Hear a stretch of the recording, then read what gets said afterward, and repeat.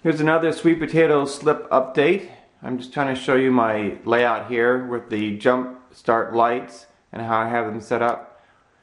You can see I have the lights themselves set up about an inch over the leaves.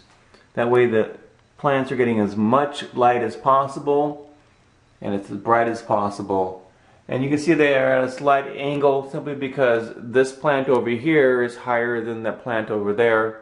So I actually do angle them when I need to.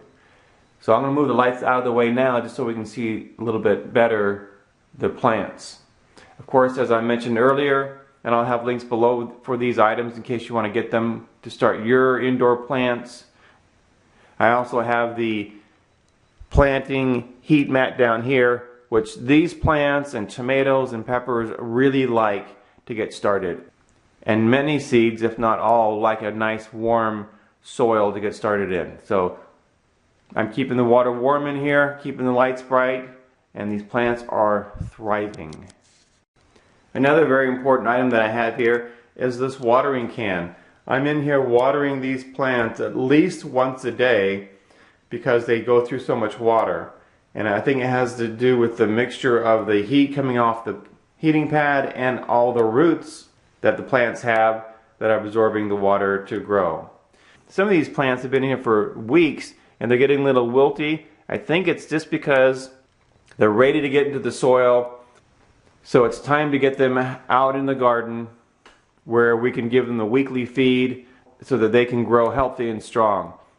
You can see the slips on top of the potatoes here are pretty short. That's because when they get all the way up to here, you know, as high as I can get them to grow, then I snap them off and put them in here. So I actually have 16 slips in here right now, which is exactly what I need for my 15-foot long grow bed. You can see the massive root growth in these down here. Just really impressive.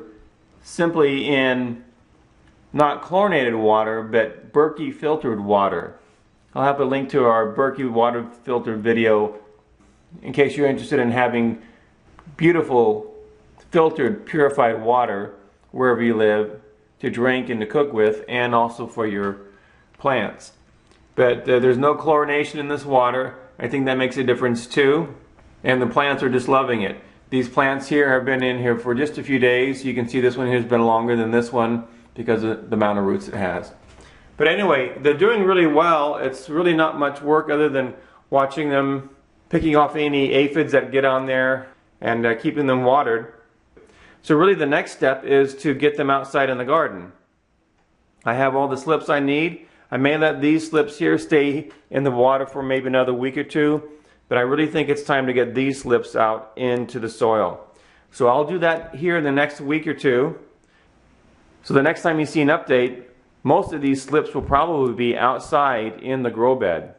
Then I have to decide what I'm going to do with the sweet potatoes, whether I keep them going and grow more sweet potatoes or share them with the neighbors. But anyway, it's been a lot of fun and we'll keep you updated. If this is the first video you've seen, you've missed a few other previous videos from the very beginning. So check the link below for the previous videos on how to grow sweet potato slips. This is LDS Prepper reminding you, if you are prepared, you shall not fear. And if you just pick up a few sweet potatoes from your local grocery store, put them in water, or if you like soil, keep them moist, they'll start growing slips and you can start growing sweet potatoes.